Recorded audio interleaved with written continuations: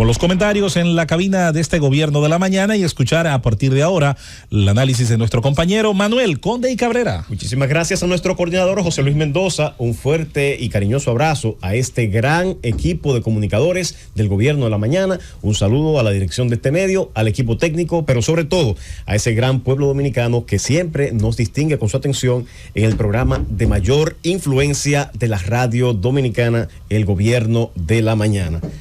Señores, ha sido ya reseñado en varios medios de comunicación y también comentado en este Gobierno de la Mañana la decisión del Tribunal Constitucional relativa a la resolución 14/2022 del Ministerio de Trabajo relativa al trabajo doméstico.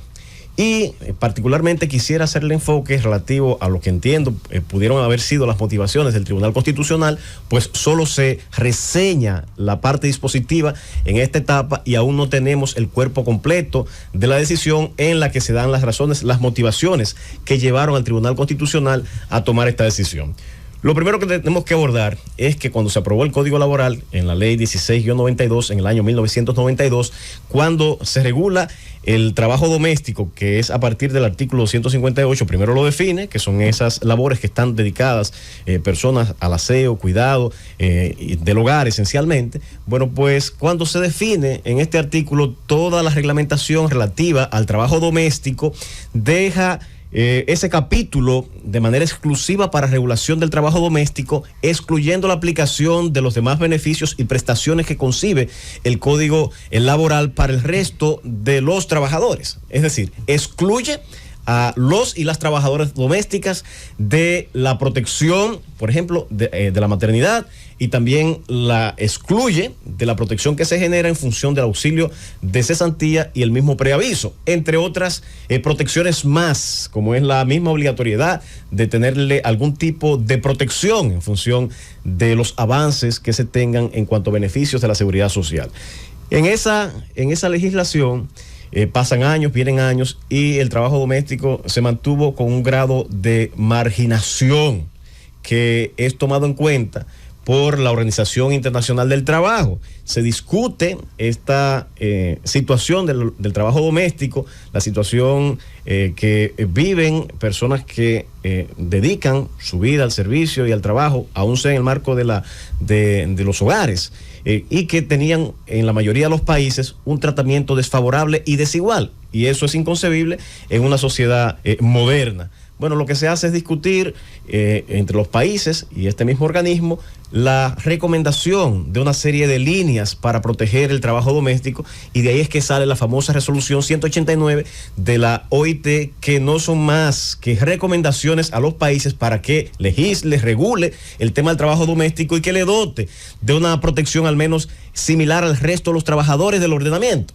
pero siempre respetando la gradualidad, la institucionalidad y el Estado de Derecho de cada uno de los países. Bueno, pues en la República Dominicana, fíjense, la resolución se aprobó en la OIT en el 2011. Es aprobada ya en el trámite interno por el Congreso Nacional en el año 2003 y su entrada en vigencia estaba prevista para el año 2016. Pero como decíamos, este tipo de convenios son recomendaciones a los países.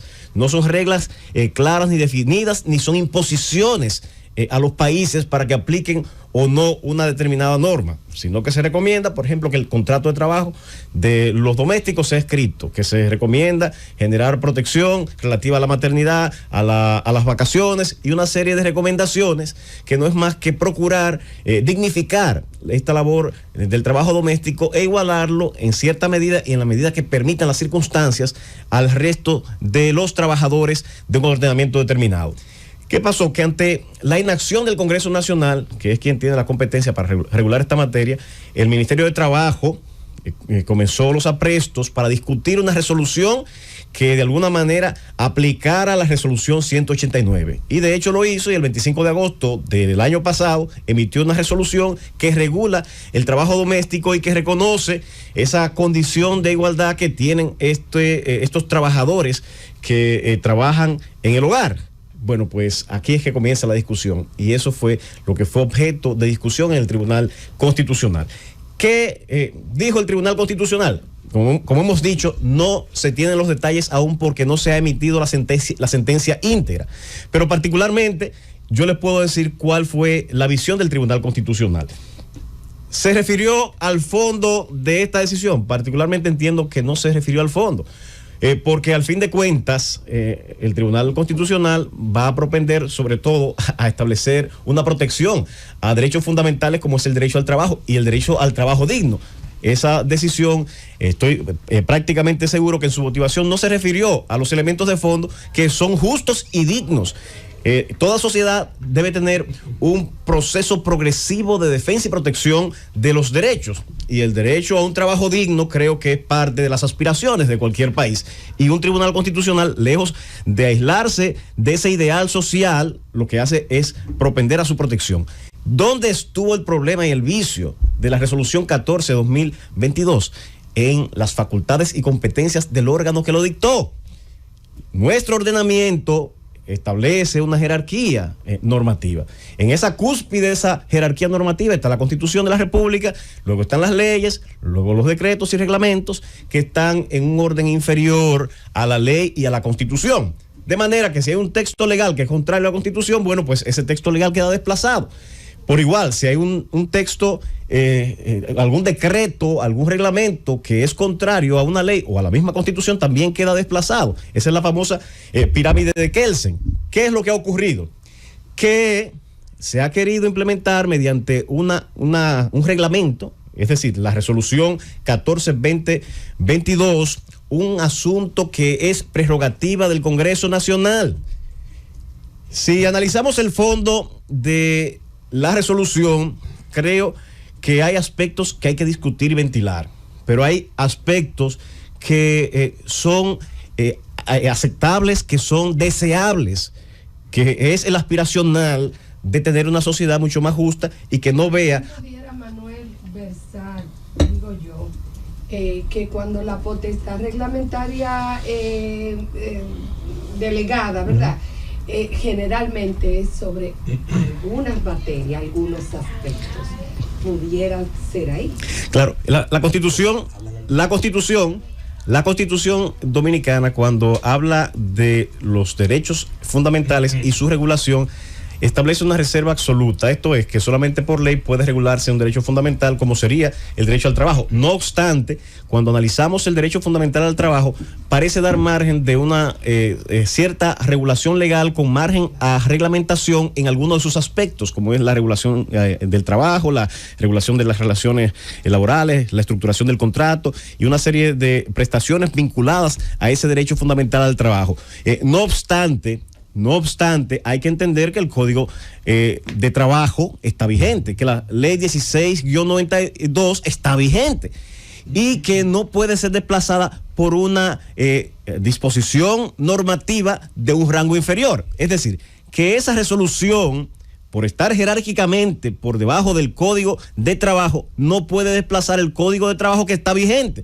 Es decir, que la regulación que está prevista en el artículo 258 en adelante, que excluye de beneficios similares al trabajador doméstico que los que le da al resto de los trabajadores en el ordenamiento, no puede ser desplazado en el marco de nuestro ordenamiento legal por una simple resolución del Ministerio de Trabajo. Ahora, yéndonos al fondo, ¿es malo lo que procura esta resolución, aún sea o aún bien habiendo sido declarada inconstitucional?